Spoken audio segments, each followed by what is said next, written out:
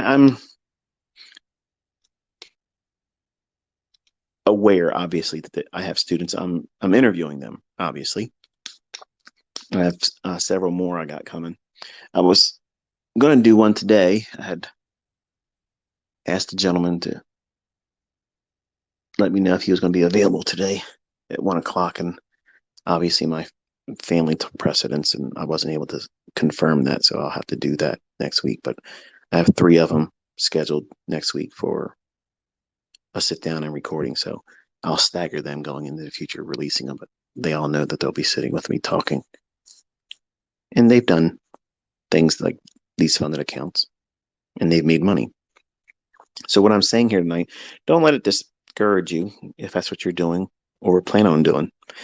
But I think that if you are going to go that way, one contract, one contract is all you need to do. If if you can't lose $3,000, that's your max loss.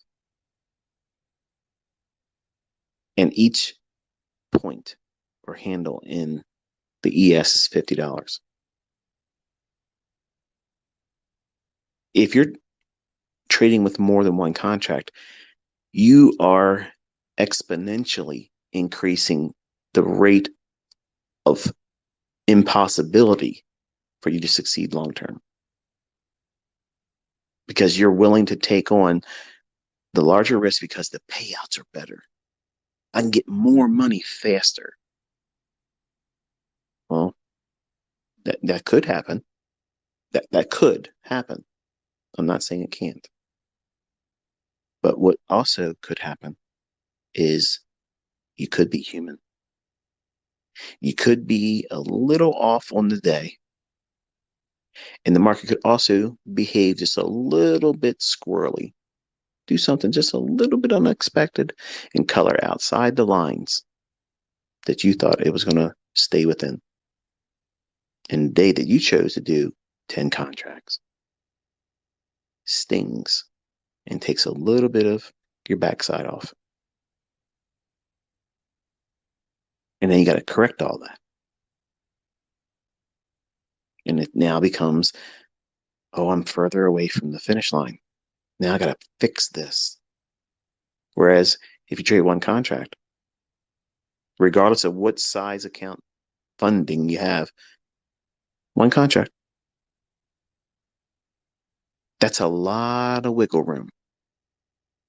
If you only lose 3,000 and you're trading with one contract, you can be horrible in your precision. As long as you're right on your draw and liquidity and you're trading in the right time of day, you can still eke out profitability. You don't need precision, but you have to have precision. Like my level of precision, if you're trying to trade 8 contracts or more, and you can only lose 3,000, or you burn it, most of you listening aren't in that skill set. And that's not a knock against you and me saying I'm superior here. I'm saying that the parameters that they're trying to place on yourself, you may not be versed in trading, know yourself well enough, and maybe not even be able to do a precise entry continuously over and over and over again because you haven't done it long enough. You haven't identified when it's not likely to be as precise as you would hope for, which is what I'm trying to teach this year by mentoring you with live data, teaching you how to read the tape. So why would you want to increase the likelihood of burning everything down just to have one good quick run? I got to step 2 real fast. Well done, you gambled. Well done. There's a lot of people that go to Vegas and they make money. That doesn't mean they were skilled. You want everything that you're doing in this industry, in this endeavor, this pursuit of excellence in trading to be that very focused there. Excellent in excellence. You want to be able to focus on being good at what you're doing, not showing up at the right time and getting lucky. You don't want happenstance. You don't want coincidence to be the common denominator in your success. That's not what you want. But if you're being honest with yourself, that's what you're asking the universe and fate to come in to your favor when you're over leveraged, just trying to get through to step one. That's what I've watched him do. I've watched him push and push and push and just try to get through it real fast because it took him longer. He's speeding up more intensity and more fever to do everything backwards still because panic has set in. And I just sat with him and reminded him today that there's no reason to feel that way. Think about it. You're going to pay this monthly due to whatever that company is. So why not just give yourself the full month? Does that make you a bad trader? Does it make you less of a trader than someone else? Who cares how long it takes them to do it and what they think that it should take you to do it? Because when you get funded and if you make money and you do whatever those profit splits are, which I don't even know what the profit split is, like, I don't know. But whenever that is, and whatever that payout is you get, are you going to listen to that same person that's telling you what you should do, how you should do it, how fast you should do it? Are you going to let them tell you how to spend it? No. So why are you going to listen to them when they tell you what you should be doing to get through it, a specific time frame or duration or model or approach to doing so? All these things are distractions. They're all ways to keep your eye off of what it is you're trying to do, which is find consistency, stop burning down things, and receive beauty for ashes by doing what you're supposed to do and focusing on that, not trying to rush it, not trying to add 20 funded accounts. Let's just start with one. Let's just start with one, trading with one contract, giving yourself time. Okay, I know some of you are thinking, wait, Michael, wait, man, wait. Listen, you said one contract, but they're asking for $400 a month. Come on, man. I can't get rich on that. They're in my pocket. They're going to be taking a portion of the profit split on top of that, too. It ain't worth it then. It's not. You have to turn these odds around and place them in your favor. You got $3,000. $3,000 drawdown with one contract. That's a lot of wiggle room. That's very forgiving. And to make $400 over the course of a month with one contract is easy. See, you don't know it because you're trading with larger leverage every time you're trying to do these combines to get through it real quick. Because you probably told yourself, all right, I'll break all these rules to get through it. I'll trade with 5 contracts. I'll trade with 8 contracts just to accelerate my way through step 1. But when I get to step 2, I'm going to be a good boy. I'm going to trade with no more than 2 contracts because it would be silly for me to lose step 2 funded by over leveraging. But you're not using that same logic going through the first part of it. Silly, isn't it? And this is really no different than what people do with their live accounts. Before they even send the money to the broker, they're like, I'm going to file all the rules. I'm going to do this. I'm going to do that. And as soon as the account's opened up and you had the first losing trade, oh, well, that went out the window. What you say? The casino never closes? Well, that's exactly what I'm here for. Push it. What's the most contracts I can trade? That's what we're doing. All logic goes out the window when you're using real money,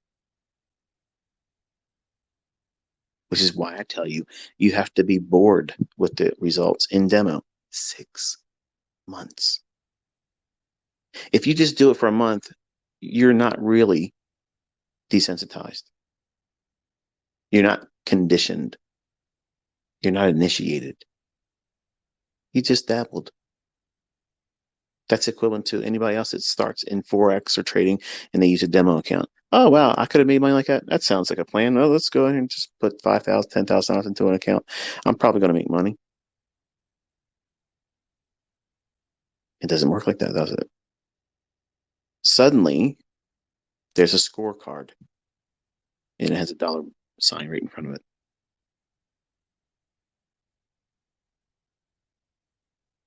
You don't want to do all the wrong things multiple times and realize over the course of a month, none of the things that you did panned out. None of them resulted in step 2 funded. That's frustrating. You trade with one contract. I don't care who you see live streaming making money. You don't know if they're resetting accounts. You don't know if they're really trading with a funded account or trading with a practice account. He took trades. He thought he was in the compound account. And turns out it was in a practice account that he didn't ask for. He did a reset early on. And then when he logged back in, it apparently defaulted to a practice account. So he was working with that account, made a little bit increase, and come to realize none of that was even going towards the combine. So you can imagine he was a little torqued up about that. I mean, I did everything I could not to laugh, but you know, it is what it is. I mean, you're going to do silly stuff. Sometimes in the past, I pressed buy when I wanted to do sell. You're going to get disoriented. You're going to do silly stuff. Okay. But imagine doing work thinking you've gained some ground and it wasn't your live account. It was in a demo, that type of thing. Right. So I think he's learning that all the things he's trying to do aren't going to work. And I'm hoping that this coming week, he'll get hammered more and finally just say, that's it. Like, I can't do it this way. I'm only going to do what you said. And I'll be satisfied. I'll be happy because I know that will yield him what he needs to build back, improve and repair what he's done to himself, and then replace it with positive reinforcement. And all that little bit of stuff he's done to himself will be just enough to remind him not to do it. Just a little bit of scar tissue, just a little bit. That's healthy. But when you constantly just keep going, I have students that came to me that try to do other people's way of trading and such, and they've spent like $8,000, $10,000 in all of these funded account companies, hopping from one to the next and just paying all these things, and never one time got to a point where they could be in a position to be funded. So what's the point of doing this then? You should have just took that money and put it in a live account. Because you basically did the same thing. If you're not going to follow rules, just flush it away anyway. But see, you're tricked. You're thinking it's only $100. I can take this trade and over leverage it because what happens? What happens if it works? I'm only really risking $99. That's what you're thinking, right? Because that's exactly what he was saying. And you are hooked like crack. I might not win, but I could. It's like the lottery. Everybody's going to be out there playing these lottery games tonight. $400 million for the what do you call it? I don't know, one of those big games. It's supposed to be $400 million. Everybody's talking about it today. I was going into 7-Eleven, and the lady comes out and she goes, "Don't worry, I got the winning ticket right here." Like, okay, I didn't ask. I'm going in there to get milk. See you later. The mindset is, the chances of you winning that is next to zero. So many degrees, you're not winning. Let's put it that way. But people still pay to play that because the idea is, yeah, the odds are so far against me, but it only costs me $1. Now let's take a step back. Nobody's getting rich on that $1 being spent. And these funded companies aren't getting rich by your measly little $99, but they are getting rich with the masses that keep doing that same thing, just like the lottery administration. It's in their advantage to give you the freedom and rope to hang yourself. But they didn't kick the chair out from underneath you, so they're not the bad guy. They laid a single round of ammunition on a table in front of you. They laid an empty handgun on the table in front of you. They made this Russian roulette available for you to play, but you decided to pick the bullet up. You placed it in the chamber. You spun it and put it to your head. Whose fault is it when you pull the trigger? What consequence and result after you pushing that trade, doing that thing that you did? Who's going to have the responsibility when that trigger's pulled? Not them. Their hands are clean. They're getting paid, and they don't care if you go away because there's going to be someone else that's going to jump in their spot, your spot, everyone else's spot that says, "I'm tapped out. I can't afford to pay anymore."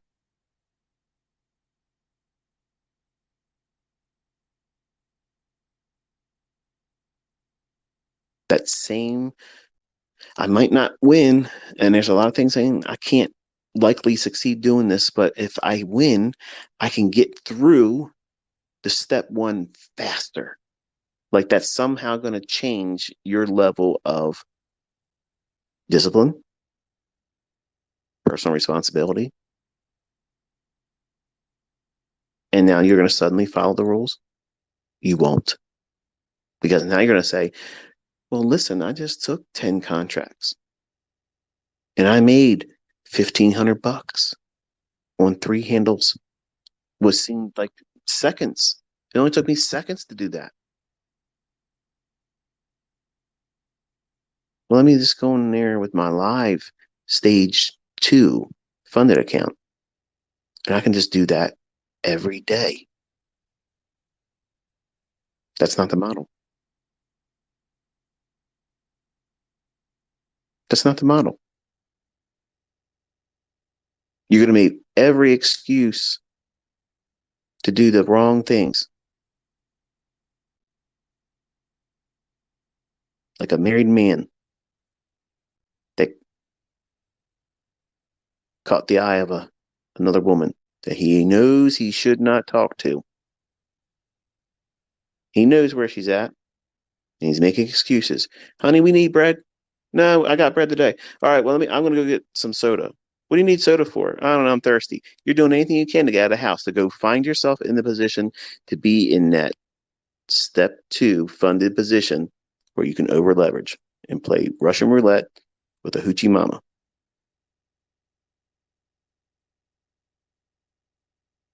That's human nature. That's a character flaw. You're inviting chaos. You're asking for it. In this case, you're buying it. You're paying for it. And while they may make available all these things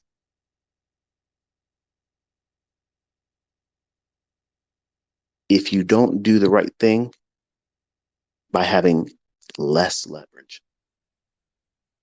Don't give them the opportunity to see you fail so quickly and easily because they know the majority of you are going to over leverage. They know you want to get to the part that makes money. And they have a 90% likelihood that you aren't never getting there. And even if you did and you get lucky, maybe one payout, oh, great, great. Your greed's going to tap you there and say, okay, I need to make more. Or I need to go quicker this time. All they have to do is sit back and let circumstances be what they are. Recklessness and chaos shows up. And for a period of time, for those that are getting lucky with it, ego. Ego is going to be that friend that leads you to ruin. I'm always going to be able to make money now. Look at me. We are. And unfortunately, that kind of mindset leads to ruin. So don't invite it. Don't make it about a spectacle. Don't make it about over the top types of results or Olympic size feats or speed at which you get to stage 2. Take your time. Relax. Just relax. One day like today, anybody that uses what I'm teaching could get funded to stage 2 in a day like today with one contract. That's not impossible. One contract that could have been done today.